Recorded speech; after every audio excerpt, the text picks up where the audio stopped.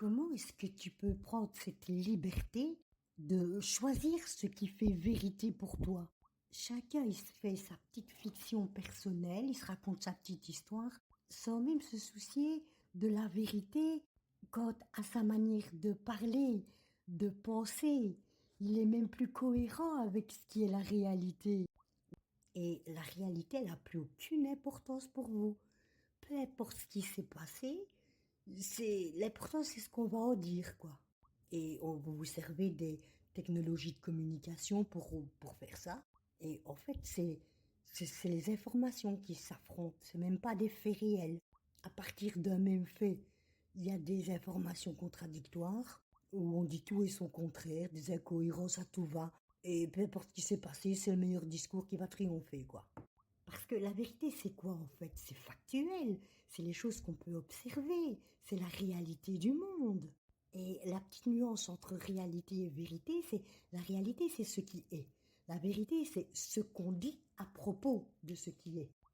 On a de la chance de faire partie d'une communauté humaine qui, avec le temps, a établi un parcours d'initiation, d'abord avec l'enseignement, apportant la connaissance, l'apprentissage pour ton savoir-faire, la coopération et le partage pour le savoir-vivre ensemble, mais aussi pas être dupe de ce qu'on pourrait te raconter dans ces discours officiels, ces discours publics, ces institutions.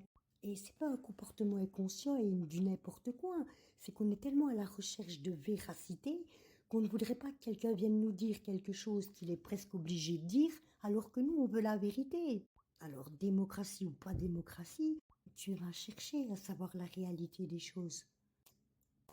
Et normalement, c'est là que devraient se déclencher des enquêtes au bout desquelles il serait possible d'identifier la vérité ou le mensonge. Mais au lieu de ça, c'est enclencher un mécanisme pervers généralisé venant nous dire que rien ni personne n'est susceptible de détenir la vérité, quelle qu'elle soit. Elle n'existe plus, elle n'existe pas.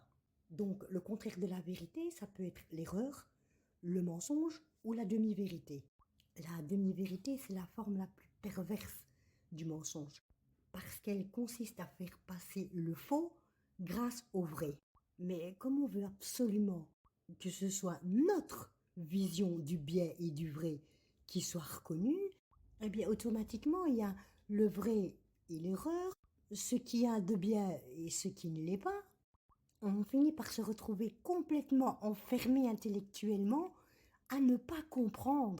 Et à force de ne pas vouloir essayer de comprendre comment les autres fonctionnent et pourquoi ils fonctionnent comme ça, eh bien on se condamne à une solitude aussi bien intellectuelle qu'existentielle. Et tu peux pas être bien quand tu comprends pas pourquoi, quand tu sais pas pourquoi. Ça crée de l'entêtement, du ressentiment, de la frustration, et que dans ce monde personne te comprend. Puis tu vas te prendre la tête avec les gens, tu vas croire qu'ils sont contre toi. On a le droit de ne pas adhérer, de ne pas cautionner certaines valeurs, certains principes, certaines pratiques. Mais la pire des erreurs serait de renoncer à essayer de comprendre. Quand tu fais ce face avec le réel, que ce soit celui de la vie, des comportements, des situations, des gens, des autres, de toi qui tu es, ben, t'es à l'aise avec toi-même. T'as pas quelque chose qui te pèse parce que t'as menti, parce que t'as pas dit, parce que tu te prends pas la tête avec rien, ni avec personne. Si je prends une citation concernant une question existentielle, ce qui veut dire que c'est des questions que la personne humaine va se poser au cours de son existence, forcément,